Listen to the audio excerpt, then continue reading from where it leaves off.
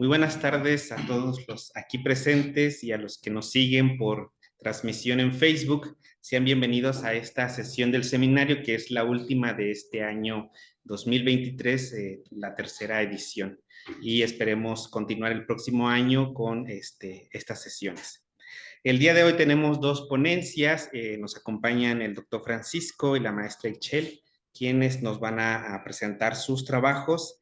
Y bueno, voy a iniciar presentando al doctor Francisco Javier Velázquez Fernández. Él es profesor e investigador de tiempo completo en esta institución, el Colegio de Jalisco. Ha participado en distintas reuniones académicas especializadas, congresos, seminarios y talleres, tanto nacionales como internacionales. Ha colaborado en una docena de proyectos de investigación en el Colegio de Jalisco, el Instituto Nacional de Antropología e Historia, el Consejo Nacional para la Cultura y las Artes y el Gobierno de Jalisco. También ha sido requerido como perito legal en materia histórica en conflictos agrarios en el estado de Jalisco. Tiene 2 décadas de experiencia docente desde nivel bachillerato hasta doctorado. Actualmente es coordinador del doctorado en Ciencias Sociales aquí del Colegio de Jalisco. El día de hoy nos presenta su ponencia titulada Descentralizar para controlar, la erección de parroquias en el Obispado de Guadalajara durante la administración de Fray Antonio Alcalde. Bienvenido, doctor. Gracias, Edgar. Gracias a la maestra Ichel también por la invitación a participar en este seminario. Hoy voy a presentar, como ya decía Edgar, el tema descentralizar para controlar, la erección de parroquias en el Obispado de Guadalajara. Y bueno, antes de nada, quiero agradecer a Carlos Bermúdez y a Laura Janet, mi asistente actual y mi asistente anterior, que me ayudaron a encontrar estos documentos de los que voy ahora a participarles en el archivo del Arzobispado de Guadalajara. ¿Por qué el tema de descentralizar para controlar?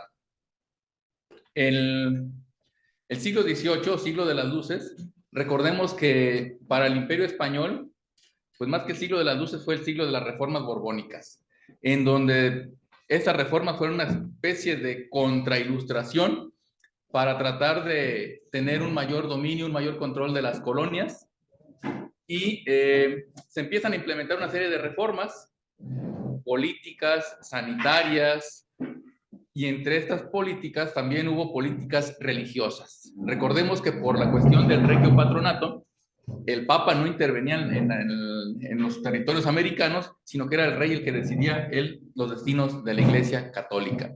Entonces, este siglo XVIII se puede considerar un siglo de la reevangelización novohispana.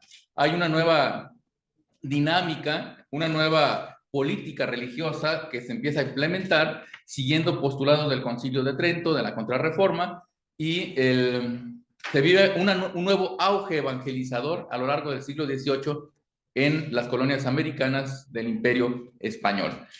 Y dentro de todo esto es donde pues llega Fray Antonio Alcalde a Guadalajara, y vamos a ver lo de la creación de las parroquias y cuáles eran las preocupaciones de las autoridades eclesiásticas para crear parroquias. Pero antes veamos cuál era la realidad novogalaica en materia administrativa religiosa.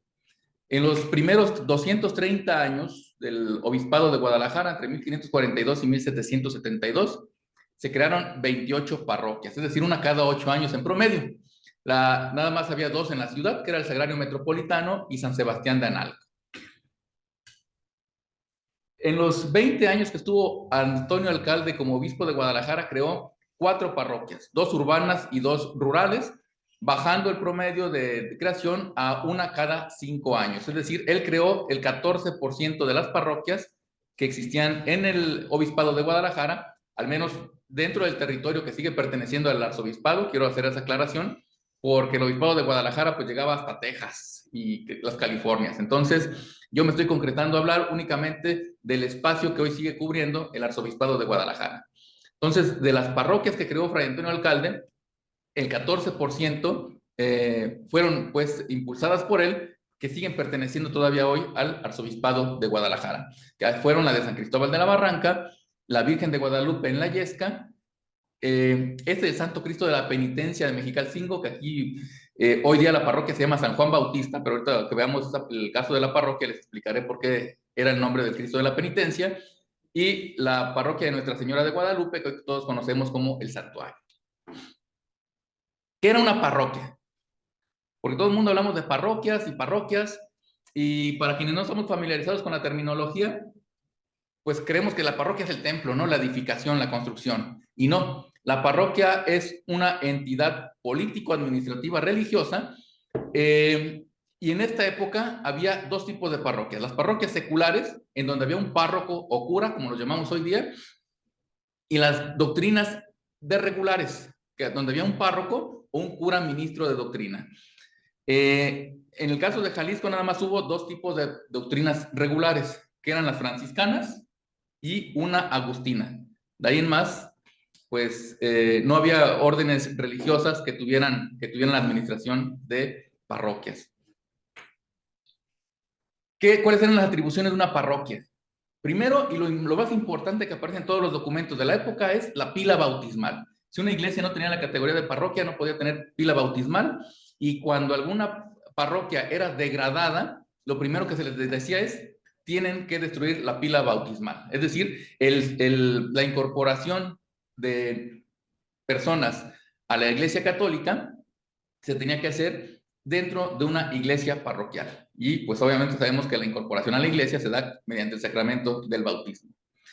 Otra de las atribuciones parroquiales era la impartición de sacramentos, ya dijimos el bautismo, los casamientos, la extremaunción, como se llamaba anteriormente, y la Eucaristía o la comunión. Estos 4 sacramentos no podían ser impartidos fuera de las iglesias parroquiales, porque había iglesias no parroquiales. En el caso de Guadalajara, pues estaban las iglesias que pertenecían a los conventos, como el de San Francisco, el de Santo Domingo, el del Carmen, el de la Orden de la Merced, el de San Agustín, pero ahí no se podían impartir los sacramentos. Tenían que ser en iglesias parroquiales, y en esta época únicamente estaba el Sagrario Metropolitano y San Sebastián de Analco. Una prácticamente para españoles, que era el templo contiguo a la catedral, y San Sebastián de Analco más que nada encaminado a la población indígena del sur de la ciudad. ¿Qué funciones administrativas tenía una parroquia?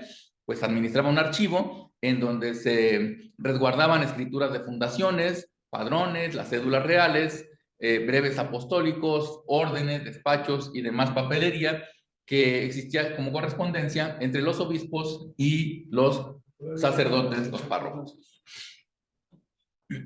Había también atención a los fieles, como los entierros, los cumplimientos del precepto anual, que entre ellos estaba el diezmo, por ejemplo, la aportación del diezmo.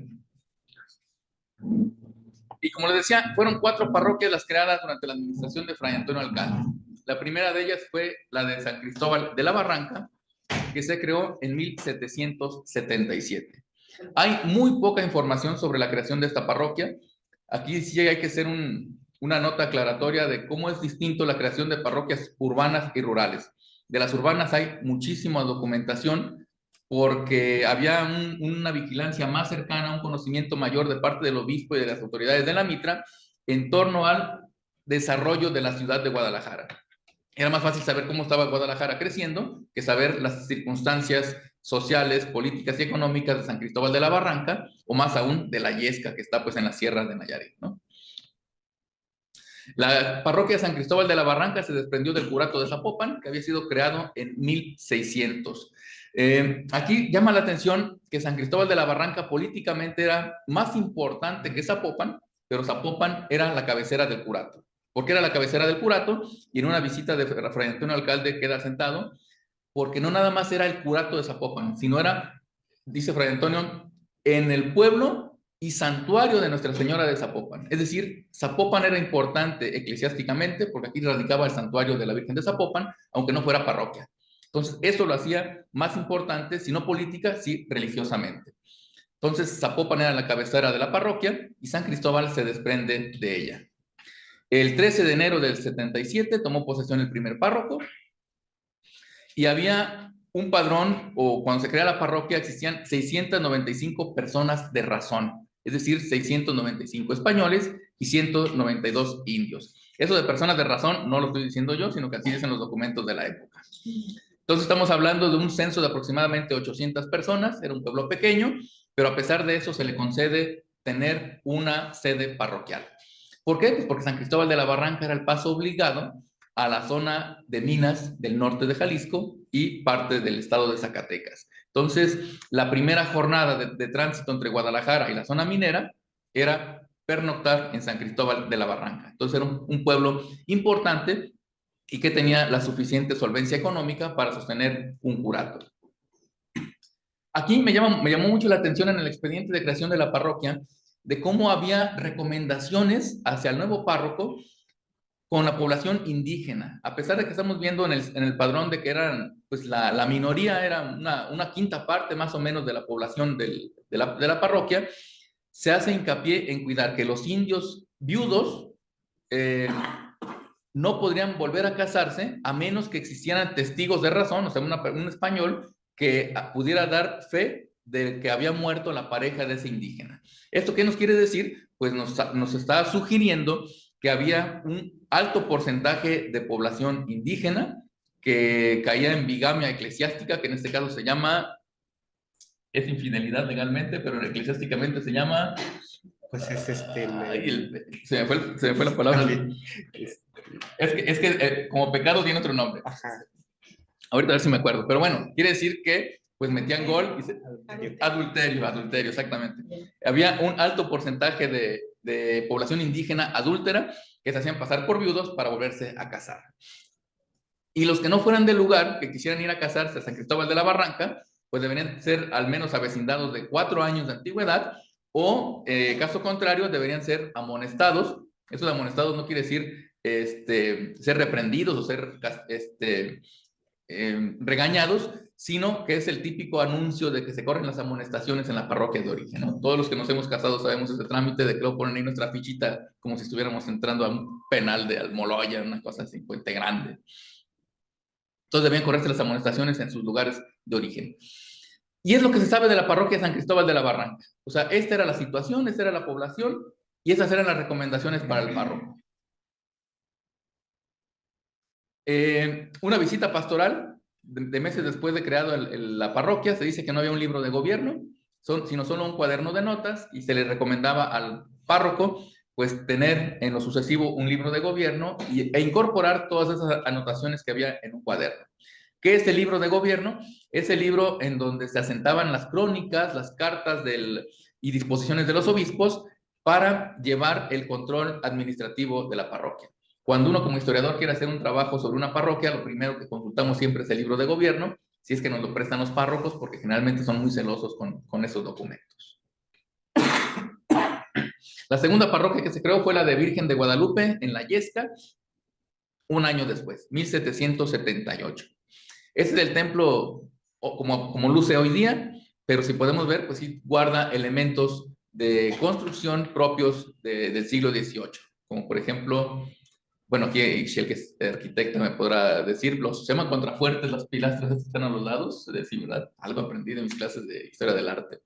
Entonces, eso justamente es parte de lo que se guarda original, la torre se conserva también original, parte de la fachada, el pórtico, también son elementos originales de la iglesia primitiva construida allá en La Yesca, que se encuentra en la Sierra de Nayarit, limítrofe con el estado de Jalisco, y ahí donde se juntan los 3 estados, Nayarit, Jalisco y Zacatecas, de difícil acceso, por cierto.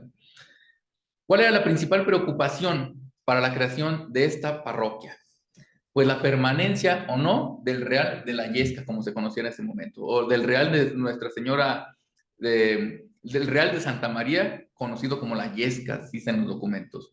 ¿Por qué? Porque era la manera en como el párroco, el cura, iba a tener una forma de sustento y si iba a haber o no población, porque era un lugar prácticamente inhóspito en medio de la sierra, y entonces era de decir, ¿van a seguir trabajando ahí o no van a seguir trabajando? Y de eso dependía si se creaba o no se creaba la parroquia.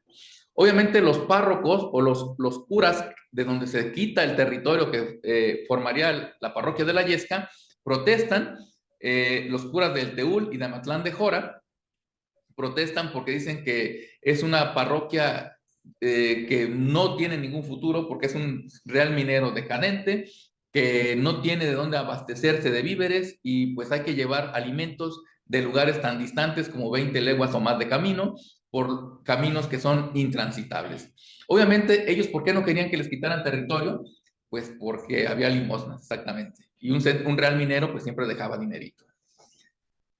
A pesar de eso, a mediados de ese año se levanta una capilla primitiva de jacal, como le llaman, es decir, con elementos pues muy rústicos, de paja inclusive, en ese Real de Santa María de Guadalupe.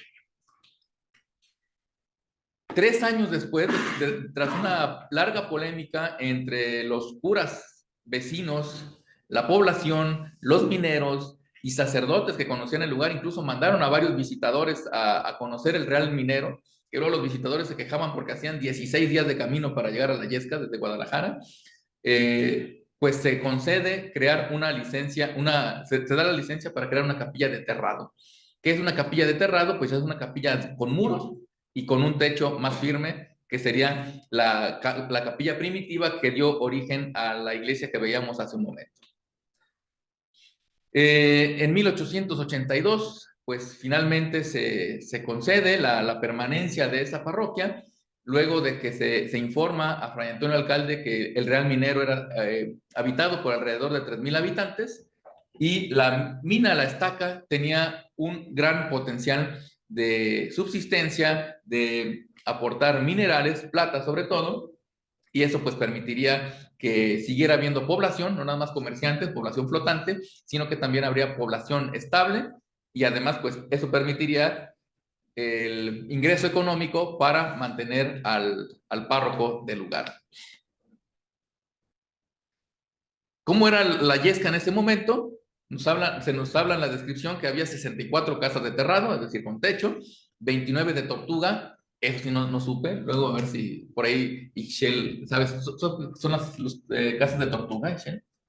No lo he escuchado. No, yo tampoco. Entonces, no supe. 21 de Tejabán, que son las de Teja, 166 de Jacal, que son de Zacate. Había 3 sacerdotes, 30 europeos y 32 haciendas contiguas al mineral, en el que se desempeñaban los trabajadores. ¿De dónde se abastecían? Pues los vecinos decían que no era cierto que se transitaban 20 leguas para abastecer de víveres, sino que había abundantes cosechas en poblaciones como Tlaltenango, el Teúl, Milpillas, El Pinal, Amatlán de Jora, que no eran más distantes de 5 o 6 leguas de La Yesca. El cura de Aposol, que hoy día la parroquia pertenece, bueno, estaba en Juchipila en ese momento, se quejaba amargamente porque decía que a partir de que le quitaron el territorio de La Yesca, pues su curato quedó muy pobre. ¿Por qué? Porque se desabastecía, porque en Juchipila no había nada, mientras que La Yesca pues tenía el Real Minero, donde había buen financiamiento. ¿Y qué fue la parte decisiva para que permaneciera el curato en La Yesca? La aprobación del director del Colegio Apostólico de Nuestra Señora de Guadalupe en Zacatecas, quien dijo que sí tenía potencial el lugar para permanecer y que era importante y necesario mantener una misión en ese lugar. Y la opinión de este religioso pues es la que define o decide a Fray Antonio Alcalde decir: va a permanecer ese curato en La Yesca, a pesar de que los curas vecinos se quejaban de que no tenía futuro y no era viable tener un curato en La Yesca.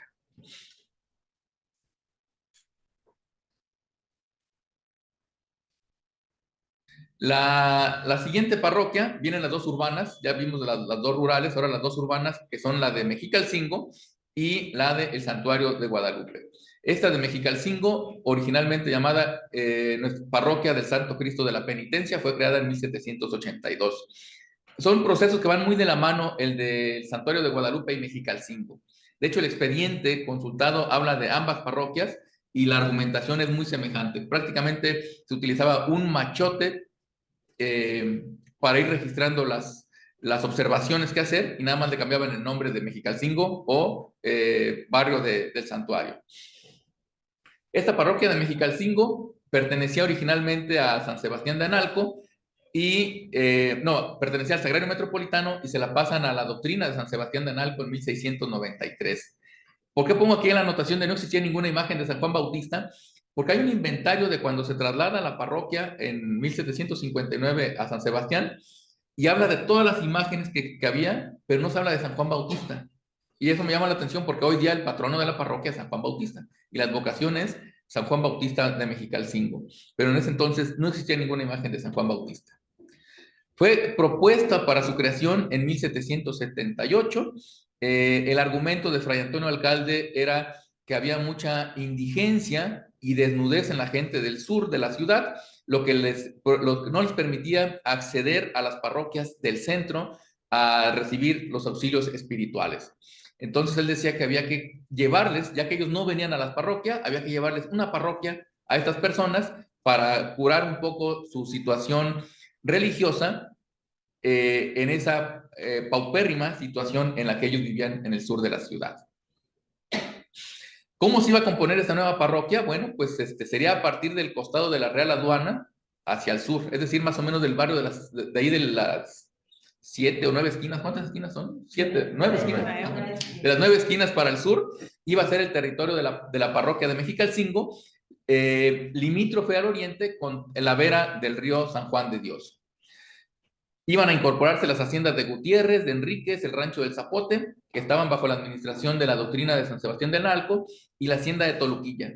Todos estos territorios eran propiedad del marqués de Pánuco, de Javier Vizcarra, que era uno de los grandes ricachones de la Nueva Galicia. Era el propietario de todas esas haciendas, y es decir, la parroquia de Mexicalcingo pues administraría toda la parte sur de Guadalajara, que hoy pues nos la imaginamos muy cerquita. Toluquilla está lindando con el periférico, pero en ese entonces era una hacienda lejanísima, considerando que Mexicalcingo era la periferia de la ciudad de Guadalajara. Nuevamente se pide el parecer de otros párrocos. En este caso se pidió el parecer de un sacerdote que fue cura interino del Sagrario Metropolitano, de otro que estuvo en Nuestra Señora del Pilar, que era una ayuda de parroquia o una especie como de parroquia chiquita que estaba contigua al Sagrario Metropolitano, y otro que era en ese momento teniente de cura, lo que hoy llamaríamos vicario en la parroquia del Pilar. Todos estuvieron a favor y todos coincidían en la gran necesidad que había, sobre todo en las horas de la madrugada, cuando se moría mucha gente, bien sea por enfermedades o por riñas, que era algo muy, muy característico de que hubiera asesinatos, y eran muy solicitados los servicios de los sacerdotes a deshoras de la madrugada, como decían ellas. Los franciscanos también aprueban ceder la administración de los ranchos y haciendas antes señalados en su definitorio de 1781, y por tanto pues dejan de pertenecer o ser administrados por la doctrina de San Sebastián y el convento de San Francisco, que eran los que tenían el control de toda la parte sur de la ciudad.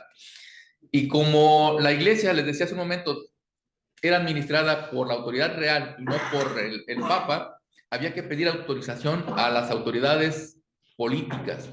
Entonces, para la creación de las parroquias en la ciudad, se tuvo que pedir la autorización del gobernador y presidente de la audiencia, que era Eusebio Sánchez Pareja, quien obviamente pues no se opuso en lo absoluto a los deseos de Fray Antonio Alcalde, y el 27 de julio de 1782 dio su visto bueno para la creación de esa parroquia, que fue erigida en forma el 29 de julio, es decir, 2 días después, la parroquia bajo la advocación del Santo Cristo de la Penitencia de Mexicalcingo.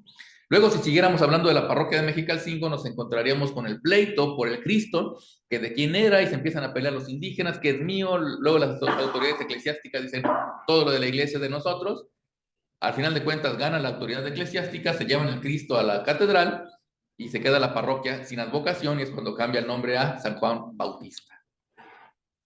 ¿Cómo estaba integrado el padrón de Mexicalcingo? Estaba habitado por 3,655 personas originarias del barrio, que eran indígenas mayoritariamente, además de las ya mencionadas haciendas de Gutiérrez, Enríquez, Toluquilla, las estancias del Tempisque, San José, Nopales, y las labores de San Lorenzo, los ranchos del Zapote y Santa Catarina, que sería toda la parte que hoy ubicamos como la parte del Rastro, toda la zona de Gobernador Curiel, hasta llegar a Toluquilla, lindando con el periférico. Es donde estarían distribuidas todas estas propiedades, que les repito, pues eran del Marqués de Pánuco.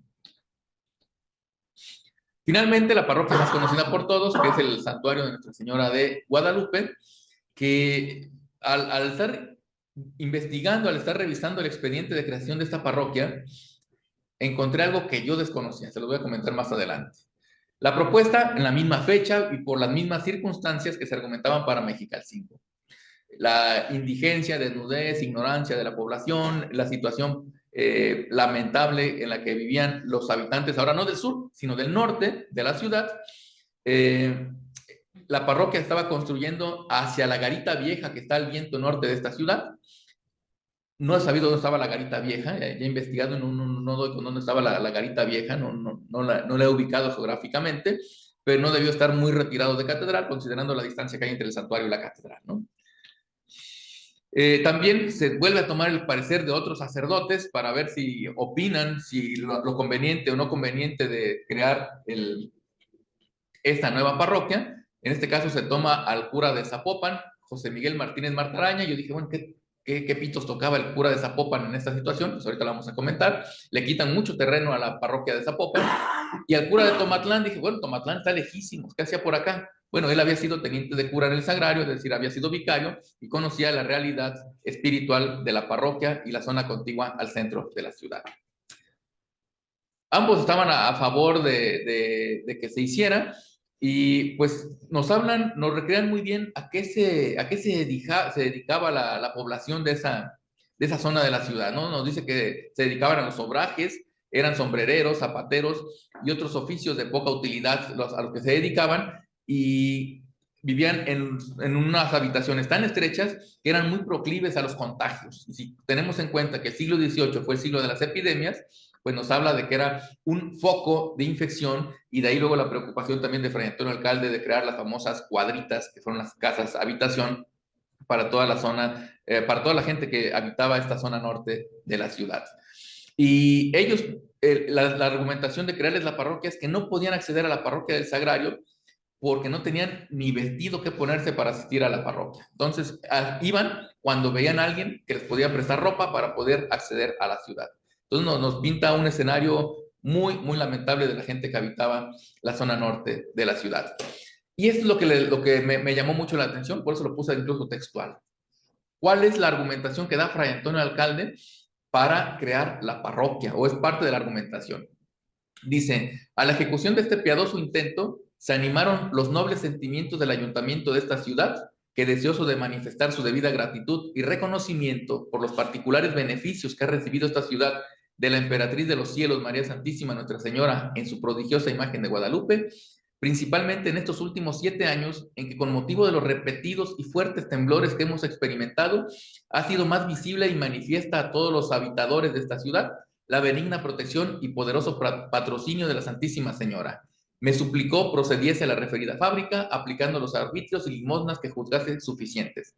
Es decir, el ayuntamiento entra también a la construcción del santuario, y bueno, en todo el expediente se habla de que a partir de que se empieza a construir la iglesia a la Virgen de Guadalupe, cesaron los temblores en Guadalajara. Yo no tenía conocimiento de esto, no sabía que la Virgen de Guadalupe hubiera sido invocada también como protectora contra sismos, porque estaba la Virgen de la Soledad, que era la patrona contra los temblores, la Virgen de Zapopan también, y esto hace tiempo que escribí algo sobre el Zapopan contra Guadalupe, no tenía idea de este dato, pero ahora comprendo un poco más todavía cuál es la motivación de crear un santuario, no una simple iglesia, sino un santuario a la Virgen de Guadalupe, pues porque los habitantes tenían ese temor por 7 años seguidos de constantes sismos que hubo en la ciudad.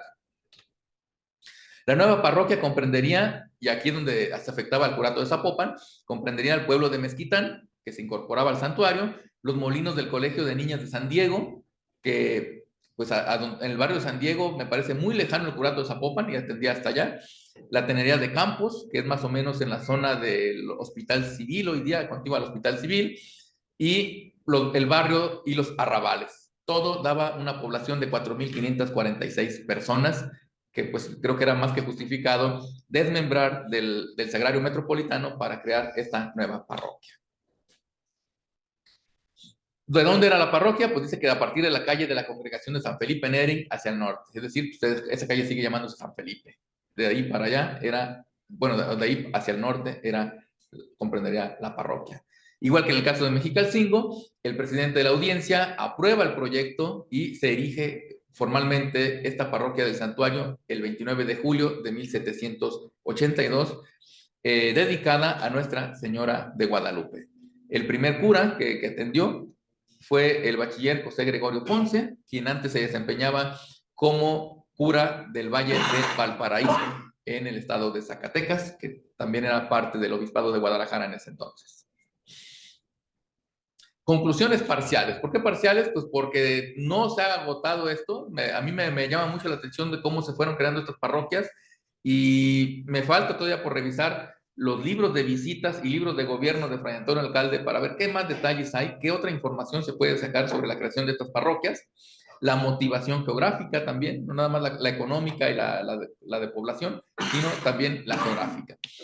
Entonces, ¿cuáles son estas conclusiones? Pues que eran criterios distintos para erigir parroquias rurales que para erigir las parroquias urbanas. Pues mientras en las rurales se veía que se procuraba que no hubiera pobreza para que el cura se pudiera mantener, en las urbanas justamente la pobreza era un motivo para crear las parroquias. Es decir, había que paliar esa pobreza porque se consideraba que la erección de una parroquia podría ser un polo de desarrollo para ayudar a solventar los problemas sociales que enfrentaban los habitantes de la ciudad. Los indios en las zonas rurales eran vistos con desconfianza, como ya vimos en el caso de La Yesca y San Cristóbal, mientras en el caso de los indígenas de la zona urbana eran vistos lastimosamente y con fines de llevar la caridad a ellos. Entonces creo que son dos varas distintas de medir. Unos son lo que llamarían indios bellacos, como dicen las crónicas, y los otros pues eran los pobres inditos que vivían oprimidos en la ciudad, ¿no? Entonces son criterios distintos que aplica la iglesia. Fray Antonio Alcalde aplicó su sello particular en el caso de las parroquias urbanas, tratando de paliar la pobreza y ayudar al desarrollo de las zonas periféricas de la ciudad, como eran el sur y el norte de la ciudad en ese entonces avanzado el siglo XVIII. Y bueno, finalmente, pues Fray Antonio Alcalde se alineó a la política borbónica de dividir para tener un mejor control. La parroquia del Sagrario ya se empezaba a desbordar, era muchísima la población que había que cubrir y por tanto, pues entre más segmentado estuviera el territorio, era más fácil tener un control de esa población. Y además, a pesar de que Fray Antonio Alcalde pertenecía a la Orden de los Dominicos, también siguió aplicando las políticas de secularización impulsada por la corona española, que es otro tema muy importante en el siglo XVIII, de cómo la iglesia le empieza a quitar la administración eclesiástica a las órdenes, sobre todo a la franciscana, y empieza a pasársela al clero secular. Explicaciones hay muchas, porque se crea el seminario de Guadalajara que antes no existía, entonces ya iba a haber curas, ya no tenían que venir de España, y además, pues ya los frailes ya habían hecho el trabajo sucio de aglutinar a la gente, de enseñarlos a vivir en comunidad, ya les habían enseñado los preceptos religiosos, y por tanto, pues ahora sí que ya empezaba a haber frutos de esa siembra que habían hecho los religiosos, y pues esos frutos, sobre todo económicos, pues ya los quería controlar directamente la iglesia secular, que estaba gobernada directamente por el gobierno monárquico español. Y de mi parte es todo. Muchas gracias, Edgar.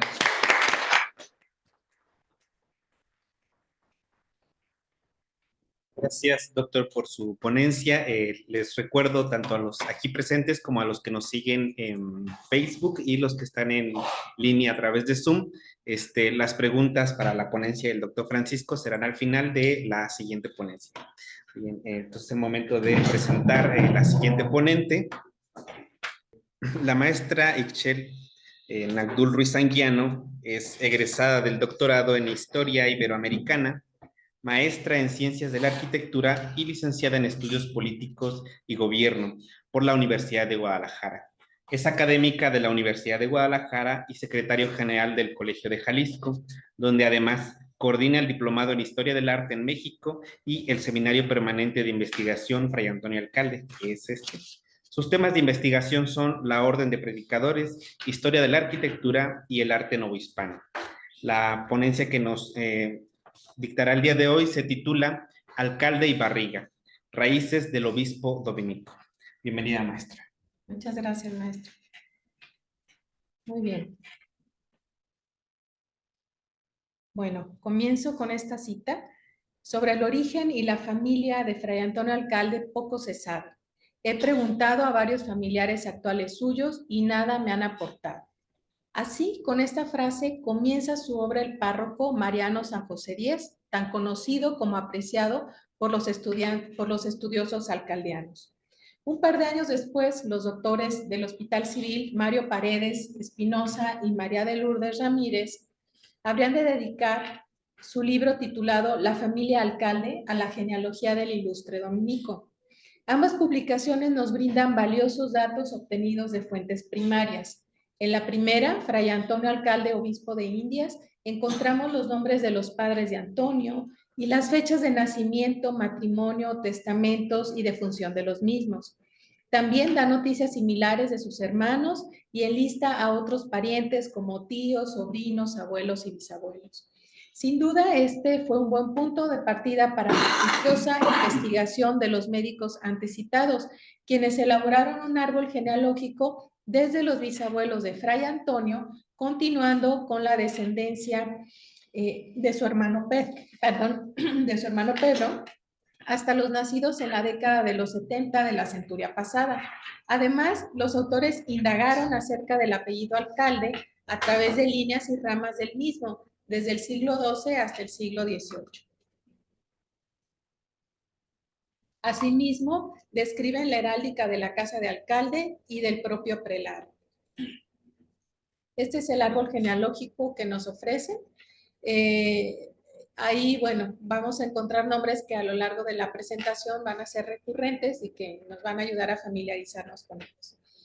Bien, teniendo tales antecedentes, el avance que hoy se presenta surge a partir de contar con la oportunidad de acceder a una vasta cantidad de imágenes de documentos españoles. Aquí quiero agradecer, como siempre lo he hecho, al padre Tomás de Híjar por su generosa aportación a este seminario, quien además también ha aportado el trabajo de paleógrafos como Adrián Estrella y Aldo Serrano, que también pues hicieron una parte valiosa de la paleografía de algunos documentos que aquí presento.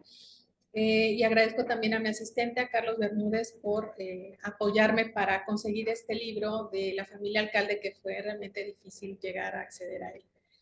En fin, pues así pues considero que el estudio que comienzo en esta ocasión abonará a las raíces, para conocer más de las raíces familiares de Fray Antonio Alcalde, pero desde otra perspectiva historiográfica más ligada a los enfoques de la historia cultural.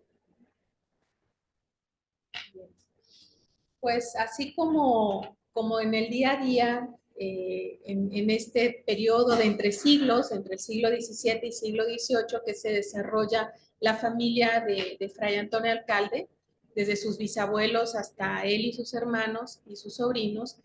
Durante este periodo pensemos que la vida cotidiana se regía por los tiempos ligados a la religión y a la iglesia. Desde las horas del día que nos iban marcando las campanas de las parroquias cercanas a los domicilios o a los trabajos, también el ciclo de la vida, el tiempo de la vida era regido también por tiempos que tenían que ver con el culto católico. Entonces vemos aquí 3 ejemplos de libros de los que se obtuvieron los documentos que les voy a presentar a continuación a lo largo de esta presentación. El primero, un libro de bautismos. Bueno, cuando un ser humano, una persona nacía, ¿no? El primer registro que se tenía de esa persona, obviamente tenía que ver con el sacramento del bautismo, y gracias a ello podemos acceder a la información primera de una persona, ¿no? Después viene el libro de velados o libro de matrimonio. Como sabemos, esto de los velados tiene que ver con la parte del rito del matrimonio, cuando se cubren con un velo a ambos contrayentes, quedan amarrados para siempre con simbólicamente, ¿verdad? Con este hecho. Entonces, pensemos que esta sociedad, al igual que la Nueva Hispana, no es lejana a lo que conocemos también y hemos estudiado en la Nueva España, era una sociedad muy corporativa, ¿sí? No era una sociedad como la actual, muy individualista, sino que tú como ser humano, como persona, tenía razón tu vida y tenía sentido en la medida que tú formabas parte de un grupo, y tu primer grupo pues era tu familia, ¿no? El grupo familiar. Después de allí pues eran tus familiares en distintos grados, y por ejemplo en el ámbito laboral Si tú ejercías un oficio, formabas parte de un gremio, en la parte religiosa podías formar parte de una cofradía y finalmente pues eras también parte a lo mejor de una parroquia y pues de toda esta comunidad que forma la iglesia, ¿no? Esta gran familia. Entonces, el estado ideal de un hombre y de una mujer era estar casados. Y si de todos modos decidían no hacerlo, formaban parte de alguna otra corporación al hacerse frailes o al hacerse monjas, ¿no? Entonces era una sociedad corporativa, una sociedad que le daba valor al sentido de grupo.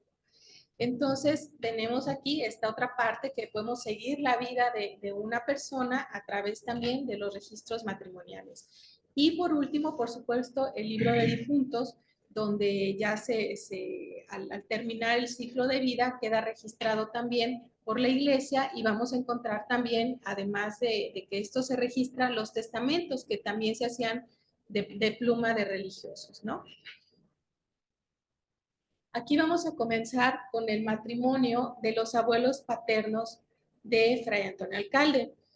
Yo aquí quise poner las fechas para ir encontrando algunas prácticas culturales comunes, la fecha en que se realizó el acto, en este caso el matrimonio, y las fechas, entre paréntesis, también del nacimiento, de los años de nacimiento de los contrayentes o de los involucrados en este acto.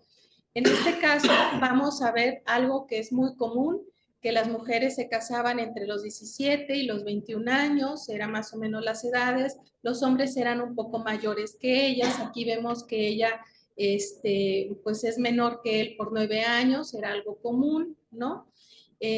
Vamos a encontrar también que bueno, ahorita más adelante vamos a ver que eso no fue algo que pasó con el matrimonio de los padres de Fray Antonio, ¿no? Que ahí sí hubo alguna situación extraordinaria.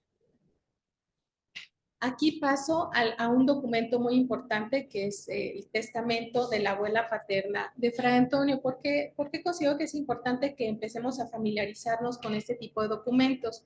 Yo siguiendo la línea de la historia de la vida cotidiana dentro de la historia cultural y a la gran experta en estos temas, a Pilar Gonzalo, la doctora que coordina el seminario de vida cotidiana desde hace más de 20 años en el Colegio de México, ella siempre pone mucho énfasis en leer con mucho detalle los testamentos porque son documentos valiosos que nos permiten adentrarnos en la parte emocional de los que están dictando el testamento.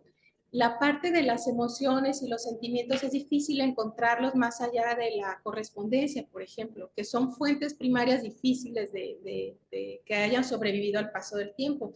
Sin embargo, nos dice Pilar Gonzalo, cuando alguien que está realizando su testamento está en un momento vulnerable de su vida, con una enfermedad o ya al final de sus días, expresa velada o claramente sus afectos, ¿no? Hacia las personas que ella menciona o él menciona, sobre todo a quién deja sus bienes, pero también a quién le encarga misas, por ejemplo, y hay algunas cosas que podemos encontrar extraordinarias y que nos van a hablar de los afectos de esta persona. Por ejemplo, aquí era muy común dejar cierto número de misas encargadas, fueran misas rezadas o misas cantadas, que tenían su precio, pues su valor económico. Y ella aquí, Ana Hervás, abuela paterna de Fray Antonio, encarga misas obviamente para su propia salvación, la salvación de su alma, 120 misas. También pide para su marido, pide para sus padres, ya por supuesto fallecidos, todo esto es para personas que ya habían fallecido, pero pide 10 más para su hermano. Y esto no lo encontré en otros testamentos de la familia Fray Antonio. ¿Esto qué nos indica? Pues ella tenía probablemente un sentimiento importante por su hermano, ¿no? Tenemos que hilar como muy fino en este tipo de documentos, en su lectura. Y también vamos a encontrar de manera muy recurrente que se ofrecen 10 o 20 misas por las ánimas del purgatorio. Esta devoción por las ánimas del purgatorio, recordemos que deviene del Concilio de Trento, cuando ya se hace, vamos, como oficial la figura del purgatorio y se permite que los religiosos y los sacerdotes difundan este espacio, ¿no? Y además, durante el siglo XVII se van a escribir varias obras que también impulsan mucho y aumentan la devoción por las ánimas del purgatorio.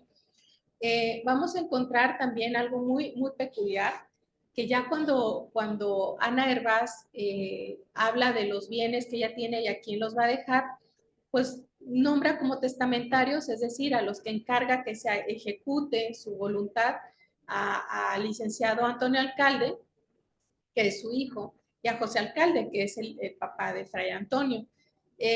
Pero también ahí menciona a sus nietos.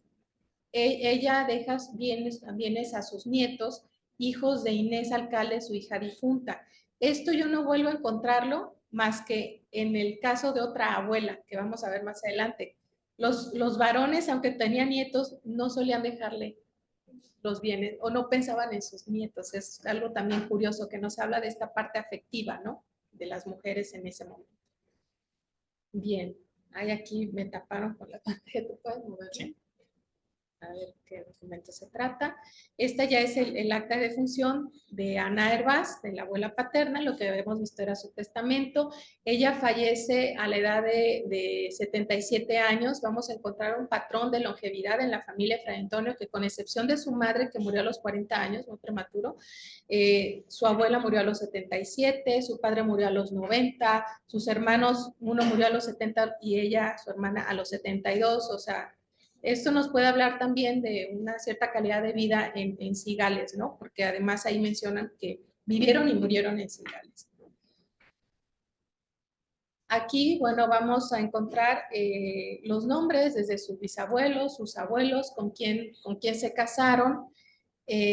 Vamos a encontrar ya no solamente a la rama paterna, sino a la rama materna, y vamos a ver algo relacionado con lo que yo les mencioné del matrimonio como estado ideal del varón y de la mujer. Vamos a ver cómo su abuelo materno se casó 3 veces. Esto no es algo extraordinario. Cuando nosotros trabajamos con testamentos, es muy común ver esto. ¿Por qué? Porque un hombre y también una mujer, si sobre todo ya tenían hijos, no era ideal que estuvieran solos.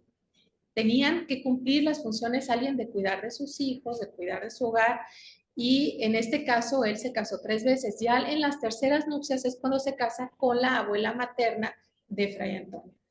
También ella, de hecho, se casó 2 veces. Cuando ella enviuda de don Gaspar Barriga Rebalvo, ella vuelve a casarse. Entonces, es muy común. Además, pensemos también que el matrimonio no era el matrimonio que en la historia de la humanidad es muy, muy reciente, que tiene que ver con vínculos afectivos, con vínculos amorosos. Esa visión romántica del matrimonio en realidad se genera en el siglo XIX, hacia finales del siglo XIX, en el siglo XX. En este tiempo, el matrimonio no tenía que ver con esto. Entonces no había problema, y eso lo vemos ya con ojos actuales cuando revisamos los testamentos, que alguien enviudara y en ese mismo año se volviera a casar. O sea, si lo vemos con ojos actuales nos puede escandalizar, pero era una práctica común, porque ellos estaban pensando sobre todo en su familia, en sus hijos. Entonces, tenemos aquí también abajo los tíos de Fray Antonio, tanto de la rama paterna, y vamos a ver más adelante también los de la rama materna. Bueno, aquí ya tenemos el acta de matrimonio de José Alcalde e Isabel Barriga, los padres de Antonio. En este caso, hay una fórmula que se repite en este tipo de escritos, donde se cita al Concilio de Trento por la obligación de que en 3 días festivos consecutivos se tienen que presentar las moniciones, que son las amonestaciones que ya mencionó el doctor. Pero aquí ocurre algo muy curioso que yo no volví a encontrar en ninguno de estos documentos de matrimonio de la familia Fray Antonio. Hubo alguien que sí mencionó que había impedimento. Aquí se menciona a una mujer, Ana Gutiérrez, que interpuso un impedimento para este matrimonio. No sabemos en qué consistía, no sabemos por qué razones. A veces podía ser porque alguien ya había estado casado o porque había algún tipo de parentesco y no había el respectivo permiso, ¿no? Porque recuerden que a partir del 3er grado ya pueden casarse con dispensa, que pueden ser primos, ¿no? No es el caso, entonces no sabemos a qué aludía Ana Gutiérrez, ¿no? Ese documento se cita que está en la parroquia. Si alguien va por allá, pues sería interesante saber por qué quería impedir ese matrimonio. Ahora, otra cosa también que nos llama la atención es la edad de la contrayente. Isabel Barriga tenía 30 años cuando se casó. Era una mujer muy mayor en esos tiempos. Era una mujer que a lo mejor se pensaba que ya no se iba a casar y se casa con un hombre 3 años menor. Entonces, aquí sería interesante también llegar a lo mejor a generar algunas hipótesis de cuál era su situación. Yo platicaba con el padre Tomás de Híjar acerca de la parte económica de las familias y es notorio que la familia Barriga tenía más posibilidades económicas, tenía una mejor posición económica que la familia Alcalde. Entonces, eso también pudo haber sido un factor para este matrimonio. Aquí tenemos el acta de defunción del primer hijo de este matrimonio, de Fernando. Afortunadamente, digo, el caso de Isabel Barriga, que ya una mujer mayor cuando se casa, esto no impidió que ella cumpliera como mujer lo que se esperaba de ella en un matrimonio. Entonces, prácticamente a los 10 meses de casada, ella da a luz a su primer hijo, a Fernando Alcalde, quien lamentablemente falleció antes de cumplir los 8 años. Y aquí les pongo una cita de esa acta donde dice que recibió el sacramento de la penitencia y de la extrema unción, pero no recibió la Eucaristía por no tener la edad suficiente para ello. Y esto también yo les pido que lo guarden en la memoria cuando veamos ya el testamento o el documento final de la madre y de cómo ella, teniendo a alguien tan cercano fallecido, no le encarga misas, ¿no? Supongo que tiene que ver pues con esta pureza que ella le atribuye a un hijo menor que murió y que no necesita que se le pidan misas, ¿no? Para la salvación de su alma. Aquí justamente tenemos el testamento de Isabel Barriga, que vivió solo 40 años, es decir, estuvo 10 años casada.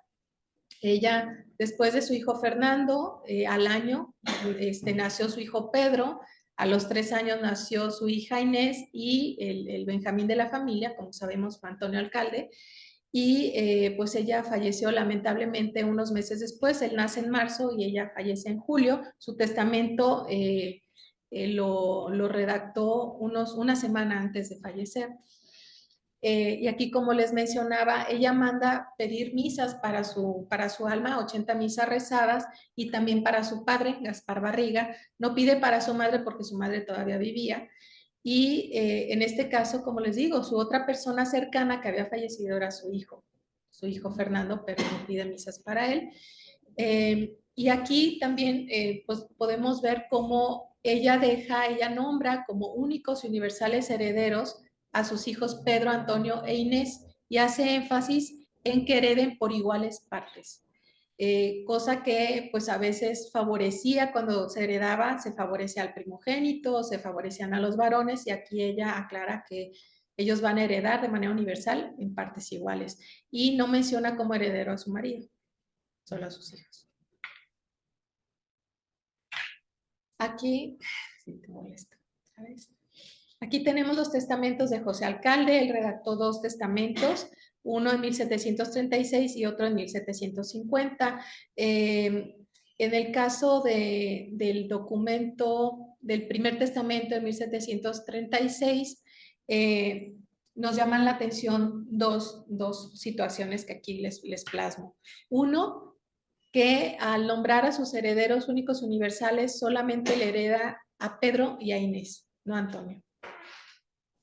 Aquí podemos adelantar algunas hipótesis. Probablemente, como ya Antonio ya era un religioso dominico, pues él, a lo mejor por cuestiones de su voto de pobreza, de ser parte de una orden mendicante, aunque sí podían tener bienes para el siglo XVIII, de todos modos, a lo mejor el hijo sabe que a mí no me deje nada, ¿verdad?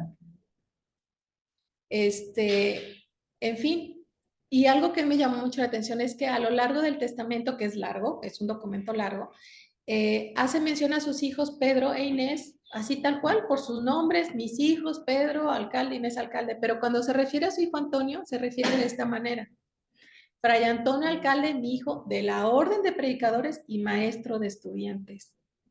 ¿Qué les dice eso? Como les decía la doctora Pilar Gonzalo, hay una admiración, hay un respeto, hay un orgullo, ¿no? Eso así yo lo entiendo, no sé ustedes, ¿verdad? Y bueno, en su segundo testamento, en 1750, que redacta ya en sus 80s, ya más cercano a su fallecimiento a los 90 años, pide que se le entierre con hábito de Santo Domingo. Y esto lo vamos a ver que se repite también en sus dos hijos cuando fallecen, tanto en Pedro como en Inés. Ahí ya entonces la semillita de Fray Antonio Alcalde como dominico ya había hecho algún efecto. Aquí está el acta de función del padre también. Tenemos el testamento de Antonio Alcalde. Antonio Alcalde, el tío de Fray Antonio, que siempre hemos creído en la historiografía que fue quien lo orientó a su vocación religiosa. Él, bueno, hace mención a algo que a un objeto que no había sido observado en otros testamentos y que le interesa mucho aquí al maestro, que son los libros, ¿no? Obviamente él era cura y era licenciado además. Entonces él hace mención que le hereda a María Alcalde, su prima, hijo del licenciado Alonso Alcalde, su tío, un libro Flor Santorum de Villegas y demás libros espirituales que tuviese en su poder, de su propiedad, ¿no? Entonces, bueno, esos son los libros espirituales, pero hace una diferencia y le deja a Fray Antonio Alcalde, su sobrino, hijo de José Alcalde, los libros de latinidad. Y lo dice así: si el dicho mi sobrino fuera estudiante, le mando todos los libros de latinidad que yo tengo, los cuales se entreguen con y razón al dicho José Alcalde, su padre, y en caso de no estudiar, los dichos libros han de ser y sean para mis herederos, que así es mi voluntad.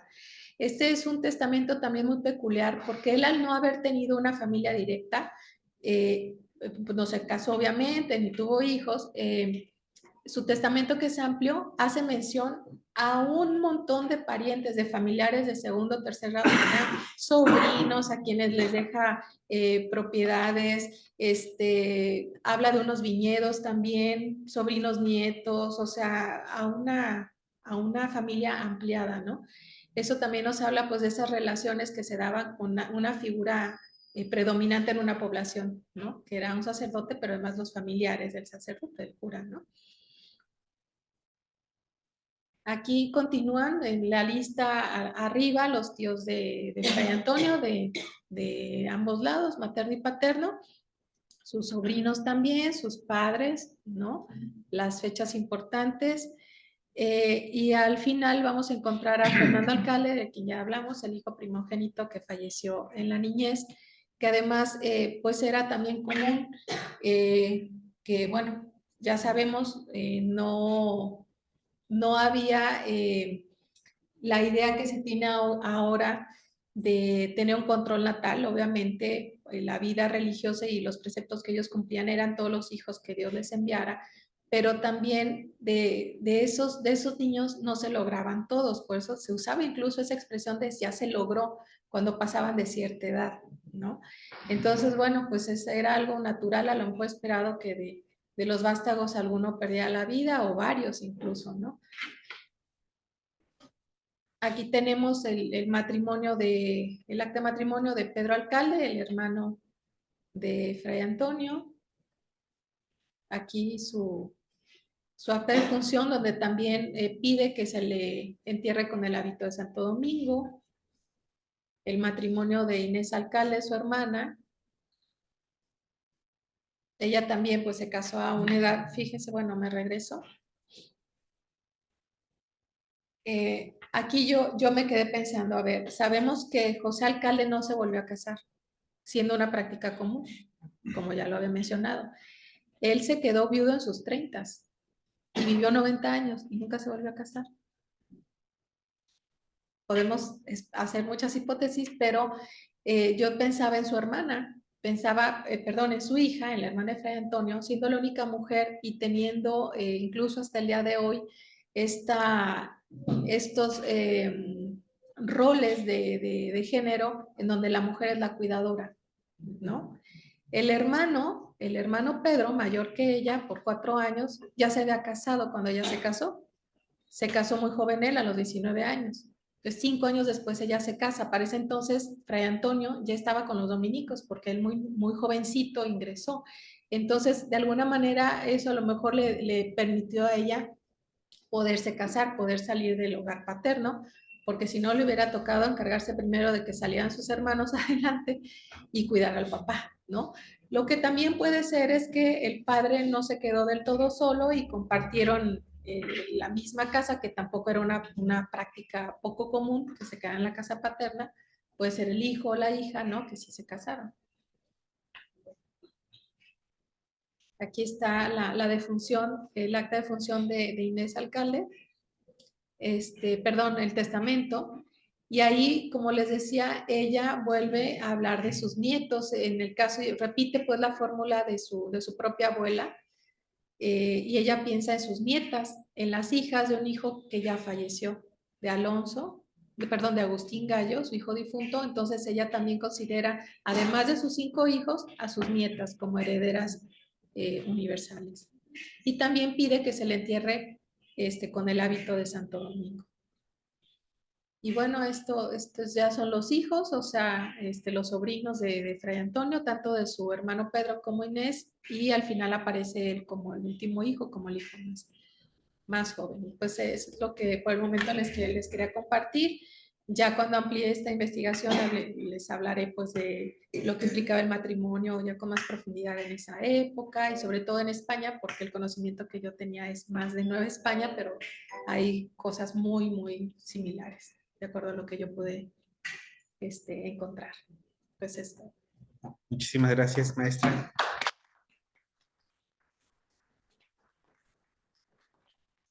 Pues es el momento para quienes se encuentran aquí, tanto los que nos siguen en Facebook y los que están en Zoom, para plantear preguntas, dudas a ambos ponentes, tanto al doctor Francisco como a la maestra Echel. Pueden levantar la mano en Zoom o aquí. Sí, adelante, lo escuchamos. Sí, sí gusta. Estoy estudiando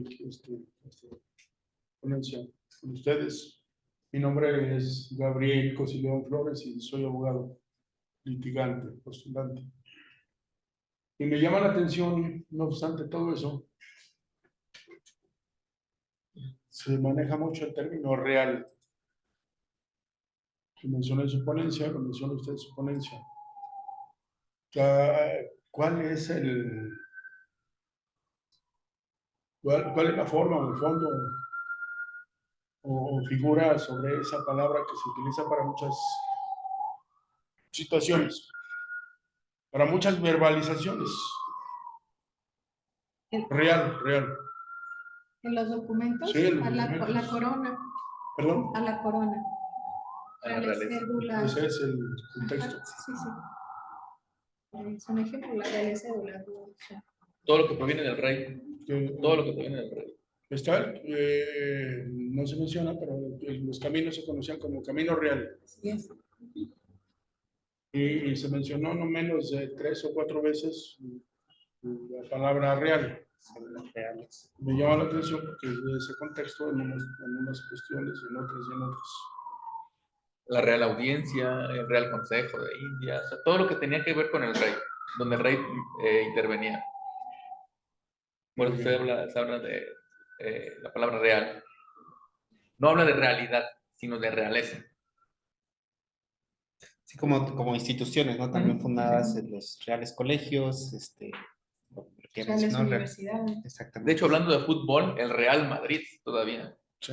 O sea, todo lo que en algún momento contó con la aprobación del rey. Es lo que se conoce como real. Gracias. ¿Alguna otra pregunta que tengan aquí? En Facebook no sé, no me ingresé. Sí, adelante, lo escuchamos. Yo una pregunta para el primer ponente. Me gustaría saber, porque el tema de lo que fue la construcción del Puente de las Damas, que conectaba la ciudad española con el barrio indígena de Mexicalcingo, pues se hizo, creo yo recordar, porque las damas iban a venerar al Cristo, que estaba ahí, es el Cristo de la penitencia, ¿no? Ese Cristo sigue estando ahí en la iglesia de San Juan Bautista de Mexicalcingo o ya está en la catedral. Está en la catedral. En el bautisterio, entrando a mano izquierda, es el Cristo que está ahí.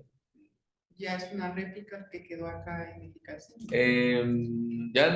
Bueno, no he entrado a la iglesia para ver si hay alguna réplica, pero ya el que se venera es San Juan Bautista ahí. Y la fiesta patronal es San Juan Bautista. Entonces ya el Cristo Lo digo porque hace unos días que también estaba consultando los documentos de genealogía, está un Cristo en el altar mayor. Lo que pasa es que todas las iglesias, por cuestiones litúrgicas, tienen que tener un Cristo al frente, independientemente del santo o virgen que se venere. Ya ahora las normas litúrgicas hablan de que tiene que ser un Cristo al centro. Ya no va a ser un Cristo artístico como el Señor de la Penitencia, que era un Cristo de pasta de caña, pero puede ser incluso de madera, de acrílico, pero por norma litúrgica tiene que haber siempre un Cristo al centro de los altares. Muchas gracias. Sí, tenemos en Zoom a la doctora Lilia Bayardo. ¿La escuchamos, doctora? Gracias Edgar. Felicidades a ambos por sus ponencias. Yo tengo, bueno, dos preguntas, una para el doctor Francisco. Me resultó muy interesante esta alusión a la pobreza, tanto en la fundación de la parroquia Mexicalcingo como al Santuario Guadalupe, o sea, la necesidad de fundar parroquias ahí por la pobreza de los habitantes. Es, digamos, un lugar común en la historiografía sobre Alcalde decir que los habitantes del santuario eran migrantes. Entonces yo quería preguntarte, tú que tienes, digamos, más familiaridad con fuentes de primera mano demográficas, por así decirlo, si esto es real, ¿no? Y también si al sur en Mexicalcingo, ¿cuál sería el perfil demográfico de los habitantes de ahí? Si siguen siendo indígenas o también hay migrantes, ¿no? En fin, si nos pudieras ampliar un poquito más tu conocimiento en este aspecto, digamos, demográfico de ambas zonas de la ciudad. Y pues para la maestra Ichel, bueno, pues resulta muy interesante el estudio de las emociones, de los sentimientos, y bueno, pues es muy sugerente, ¿no? El acercarse a los testamentos con esta mirada. Yo quería preguntarle, ahí creo que me sacó, no, ahí está. Quería preguntarle si has encontrado o alusiones más directas a los sentimientos, ¿no? Maternales, paternales, filiales, o se infieren nada más, bueno, por las herencias, ¿no? Por lo que tú comentabas. Y bueno, pues gracias.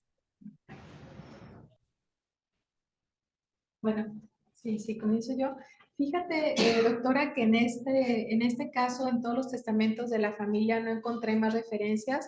Yo tengo muy presente las experiencias que ha compartido en su trabajo de fuentes la doctora Pilar Gonzalvo, donde sí pone ejemplos donde son muy claros, incluso se habla abiertamente de estas emociones por los hermanos, por los padres, pero en este caso yo no he encontrado, así abiertamente no. En el caso de lo que preguntas, Lilia, gracias por el cuestionamiento. Hay en los padrones que revisé, se habla de 3 categorías de habitantes. Los vecinos, que supongo remite a españoles, naturales, que remite a población indígena, y a vecindados, que eso sí sugiere que son personas que llegaron migrantes de algún otro lugar. Entonces, creo que sí hay gran población de avecindados, y para la zona del santuario se habla de los arrabales, que tienen muchos avecindados. Es decir, que son las peores zonas, ya contiguas a las famosas barranquitas, que es donde vivían pues en condiciones totalmente inhumanas, que era el grueso de la población de la zona norte que iba a formar parte de la parroquia del Sagrario. Entonces estamos hablando de que llegó gran cantidad de personas migrantes, no se especifica de dónde, pero sí había más o menos, yo creo que una tercera parte o un poco más de la población del barrio del Santuario eran avecindados que vivían en los arrabales. Yo también me gustaría comentar, digo, son mis rumbos porque Santo Domingo está al norte. Y también... Yo dije, ¿ya poco vives ahí? No, bueno, sí, también, sí, sigo siendo del norte. Pero sí también los dominicos hacen mención a eso, que acudían a las misas y que iban, incluso mencionan o describen sus ropas, iban con harapos y que ellos no podían ir ni a la catedral, ni al sagrario, ni nada, y acudían a los servicios de las misas con los dominicos. Entonces, no, creo que no solamente era en el discurso alcaldiano, sino también, pues hace referencia a esa realidad. Están los mismos, alcalde era dominico. Bueno, no, pero incluso antes del siglo XVIII, Sí. se menciona que es una zona muy deprimida económicamente. Sí. Sí, Gracias. ¿alguna otra pregunta? Ah, gracias, doctora. Sí, lo escuchamos. Sí, de vuelta yo, es sobre un punto, se me hace que lo mencionaba usted, doctora. Habla sobre los matrimonios, que fueron 3, pero no refiere, o no sé si lo encontró, por qué falleció cada una de las esposas. Porque ahorita en la actualidad, tanto el hombre como la mujer tiene 2 o 3 o 4 matrimonios, y hay algunos que presumen hasta de 5 o más. Y no es porque se haya muerto la mujer, como se dice en la ponencia. Y no se refiere por qué murió, y yo, de acuerdo a mi teoría, aquí en México, como también en España, se daban las situaciones de que moría la mujer por lo regular de parto. Y por eso se hacía llegar, como bien lo decía usted en su ponencia, de otra mujer para que permitiera a la familia, permanecer la familia unida. O sea, buscaba más bien en vez de una esposa, una Nana. una nana, voy a dar otra palabra, pues, una nana, pero no se refiere en ningunos otros textos, yo no he encontrado que haya dicho y se murió de parto, pero sí se habla de 3 y hasta de 4 matrimonios. Y aquí en la región de los Altos se manejaba mucho esa situación, que tiene muchos tintes, muchas pinceladas españolas y francesas. De la primera familia, de la segunda familia, de la tercera familia. Inclusive en algunas ocasiones mencionaba a mi padre y mi madre que eran de la 4ª familia. Y les preguntaba yo, ¿y de qué murió? Me llamaba la atención ya desde niño, de ese punto. ¿Y de qué murió? De parto. Así Y es. no se menciona esas condiciones. No, se puede encontrar a lo mejor indagando en otros documentos, no en los testamentos, porque en los testamentos los dicta la persona antes de morir. Y a veces los hacen y no se mueren, como fue el caso del papá de José Alcalde. Él se preparó, pero todavía vivió muchas décadas más. Sino a veces en los documentos de los familiares dicen, mi querida esposa que falleció de tal, ¿no? O mi madre que falleció de tal. Sí. Eso, pero es muy curioso, yo tengo colegas que trabajan en estudios de las enfermedades, de las epidemias, y también no nos sacan a veces de la duda porque dicen de fiebres o de enfermedades que tenían otros nombres. Insulto. ¿De qué, perdón? De insulto. Muertes ¿sí? por insulto. De dolor ventral. Sí, o sea, entonces no son los mismos nombres de las enfermedades de ahora y nos quedamos un poco con la duda de por qué murió. Pero sí, lo de parto sí es muy claro. Lo que sí es cierto para la época, o al menos para los virreinatos, es que existía el divorcio, pero siempre y cuando hubiera un fuerte argumento, ¿no? Y sobre todo era cuando la mujer presentaba el divorcio, o sea, presentaba el argumento para divorciarse. Eclesiástico estoy hablando, porque no había matrimonio civil, era el matrimonio eclesiástico. Pero eso se da más como en clases medias y sobre todo por violencia, exceso de golpes, ¿no? Porque había la mujer en la época se consideraba que había un límite para corregirla, ¿no? Pero había ya un exceso también que se llamaba sevicia. Entonces era tanto para los criados, esclavos, y para los hijos y esposas. Entonces se daba mucho, pero más como en clases medias bajas, estos divorcios, porque como lo mencionó la maestra, los matrimonios también iban más en orden a lo económico, ¿no? Entonces era para aumentar las riquezas y que, bueno, lo otro pues, sería ver las actas de funciones, ¿no? Que coincidan con los matrimonios, las segundas o terceras nupcias. Bien, yo quiero preguntar a ambos ponentes y primero al doctor Francisco si en estos expedientes que revisó, sobre todo de las parroquias urbanas, sabemos que el proceso para tomar una parroquia se hacía una oposición, los párrocos. En este caso, en estos expedientes se encuentran estas oposiciones o nada más se hace el nombramiento del párroco y preguntar si aparece también porque cuando se hacían las oposiciones, los párrocos o los sacerdotes presentaban como una especie de currículum vitae, lo que podemos decir hoy en día, que era una relación de méritos eclesiásticos. Esa es como mi pregunta para usted y para la maestra es, preguntar, bueno, un poco primero comentar que no sé de religiosos, pero de religiosas sí sé que cuando toman el hábito, para ellas es una muerte, entonces hacían una especie de testamento con sus bienes, pero era una especie de donación al convento, entonces se repartían ahí los bienes para el convento. Y ahí sí desconozco para las órdenes religiosas, no sé, eso hasta ahorita me lo estaba preguntando. Y ya mi pregunta específica sería si has podido revisar la heráldica de la familia y si eso se refleja en los escudos episcopales de Fray Antonio, tanto en Yucatán, que ahorita que estoy pensando no he visto un escudo episcopal, o no recuerdo el escudo episcopal de alcalde en Yucatán, pero de Guadalajara sí, al menos los que se representan. Es el mismo, ¿no? Es el mismo. Es el mismo. Okay. Porque lo reciben a la hora de que reciben el Okay. grado de uno. Bueno, esa sería como mi pregunta, si pudiste lograr ver eso o viene para lo siguiente. Me quedé con lo de la oposición. Sí he visto esos casos, y en el caso de la designación del cura del santuario, pide alcalde una licencia para nombrar así, tal cual por dedazo al primer párroco. Incluso recibe una carta del rey autorizándole a hacer lo que él disponga, y nada más dice que le informe o le pida autorización, pero si ya tiene la autorización del rey, nada más era informarle al presidente de la audiencia para que fuera consciente de ello y le mostrara el oficio real, señalándole que él podía hacer y deshacer cuanto quisiera a su antojo. Y por eso nada más en el expediente únicamente viene el nombramiento del párroco del santuario, no viene el de Mexicalcingo. Me imagino que el de Mexicalcingo se siguió todo ese procedimiento. Porque se hace convocatoria. Sí.